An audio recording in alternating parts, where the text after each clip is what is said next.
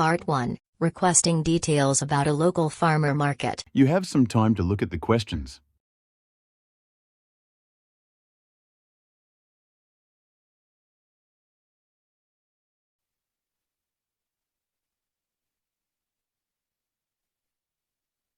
Examiner. Do you often go to a local farmer market? Candidate. Yes, I do, especially on weekends. There's a lovely farmer market about 15 minutes from where I live. It's held every Saturday morning in the town square. I enjoy going there not only to buy fresh produce, but also to just walk around and enjoy the atmosphere. It feels very lively and community-oriented. Examiner. What do you usually buy when you visit? Candidate. I usually go there with a list, but I often end up buying more than I planned. I mainly buy seasonal fruits, vegetables, and fresh herbs. Sometimes I also get homemade bread, cheese, or fresh farm eggs. They even sell handmade soaps and local honey, which I absolutely love. The variety is quite impressive for a local market. Examiner. Why do you prefer shopping at a farmer market? Candidate. Well, there are a few reasons. First, the quality of the produce is much better than what you find in supermarkets. Everything is fresh, and you can tell it hasn't traveled far. Also, it feels good to support local farmers and small businesses.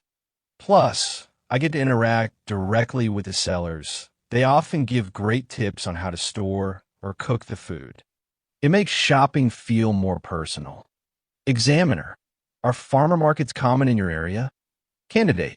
Yes, they're quite common. In fact, I think nearly every town or neighborhood has at least one. Some are weekly, while others might happen once a month.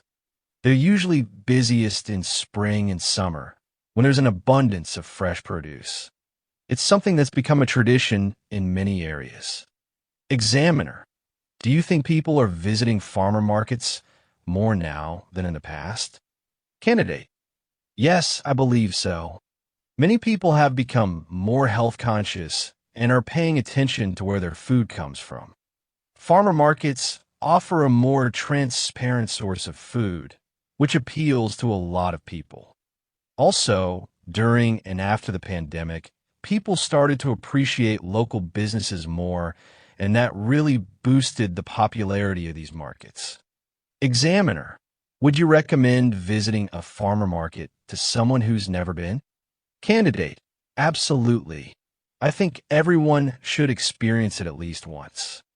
It's not just about buying groceries, it's a whole experience. You get to explore new foods, chat with friendly vendors, sometimes even listen to live music or try free samples. It's fun, relaxing, and also supports the local economy.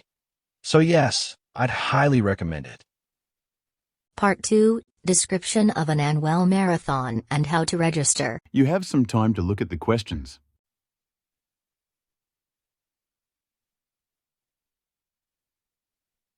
I'd like to talk about a very exciting annual event in my city, which is the City Spirit Marathon.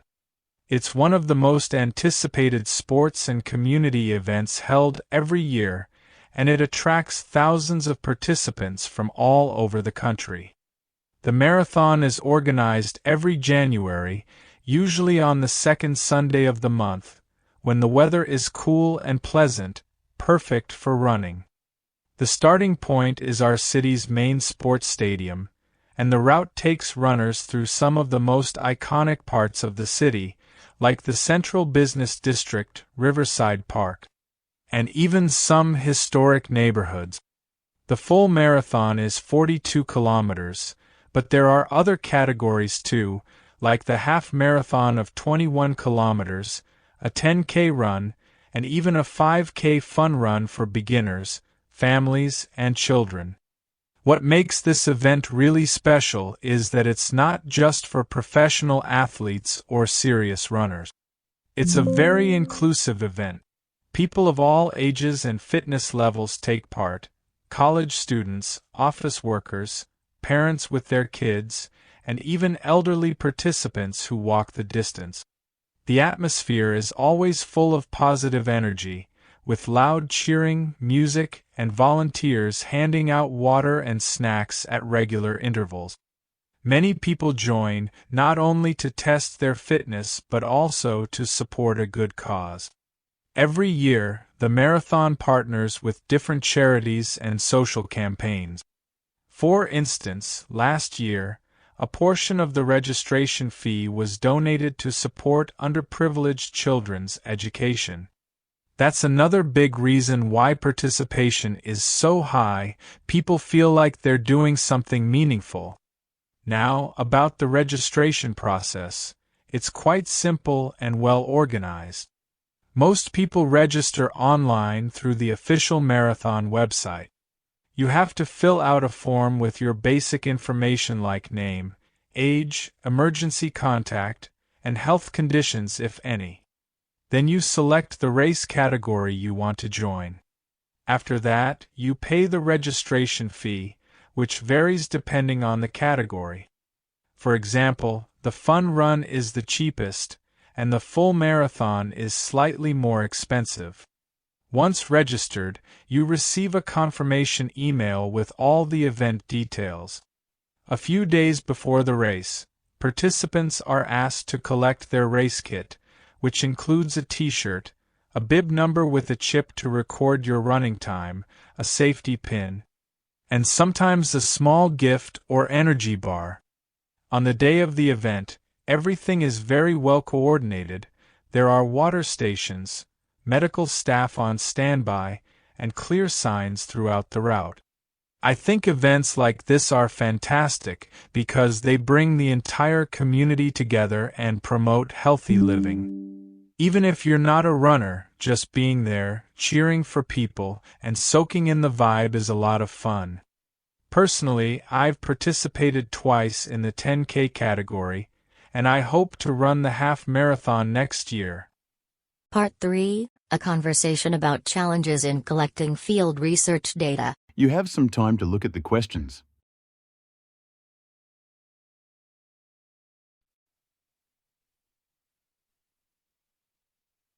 Examiner, what are some common challenges people face when collecting data in the field? Candidate, there are quite a few challenges, actually. One major issue is access. Researchers often find it difficult to reach remote areas due to poor transport or weather conditions. Another common problem is getting accurate responses from participants. People may be unwilling to share truthful information, especially if the topic is sensitive. Also, researchers sometimes lack the proper tools or resources, like mobile devices, recording equipment, or even basic stationery, which can slow down the process. Examiner, how can cultural or language barriers affect field research? Candidate, cultural and language differences can significantly affect how data is collected and understood. If a researcher doesn't speak the local language or isn't aware of a local customs, they might unintentionally offend someone or ask questions in a way that leads to misinterpretation. It can also make it harder to build trust with the community, which is essential for getting reliable data. In such cases, hiring local assistants or interpreters can help, but that also adds to the cost and complexity. Examiner, do you think technology has made field research easier or more complicated? Candidate, that's an interesting question. I'd say both. On one hand, technology has definitely made things easier. Researchers can use mobile apps for surveys, GPS for mapping locations, and cloud storage for saving data instantly. It also speeds up analysis. But on the other hand, tech can be unreliable in remote areas. There might be no internet access, or devices might run out of battery. Plus, not all researchers or participants are tech-savvy, which can create confusion or errors.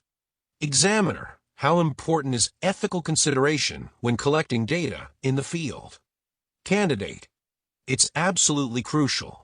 Researchers must always respect participants' privacy and get their informed consent before collecting any data.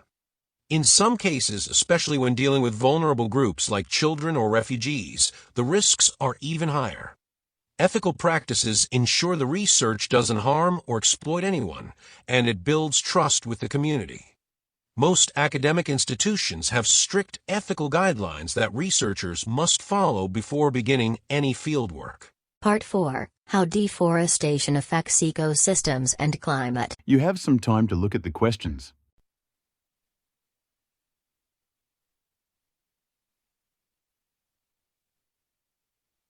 Deforestation has become one of the most pressing environmental issues of our time, and its impact on ecosystems and the climate is extremely serious. When trees are cut down in large numbers, whether for agriculture, urban development, or logging, it leads to a chain reaction of negative effects. First and foremost, forests are incredibly rich ecosystems. They support a huge variety of plants, animals, insects, and microorganisms. When deforestation occurs, many species lose their natural habitat, which often leads to a decline in biodiversity. In some cases, species that are unable to adapt or relocate simply become endangered or extinct. This loss affects the balance of the food chain and can disrupt entire ecological systems. Beyond biodiversity, forests play a vital role in regulating the Earth's climate. Trees absorb carbon dioxide, a major greenhouse gas, and store it in their trunks and roots. When forests are removed or burned, all that stored carbon is released back into the atmosphere, contributing directly to global warming. The fewer trees we have, the more carbon dioxide remains in the air, increasing the greenhouse effect and raising global temperatures. Deforestation also has a strong impact on local and regional weather patterns. Forests help maintain rainfall through a process called transpiration, where water evaporates from leaves into the air. When trees are lost, rainfall often decreases, which can lead to droughts and desertification over time.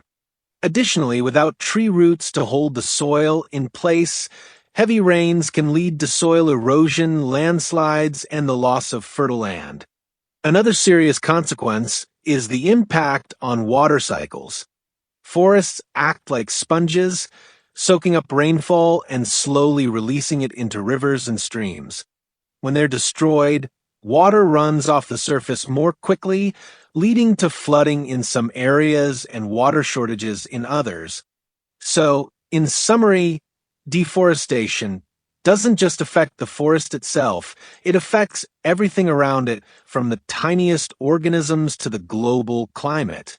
It's a complex issue with long-term consequences, and I believe it's crucial that governments and individuals take more action to reduce deforestation, invest in reforestation, and adopt sustainable land management practices.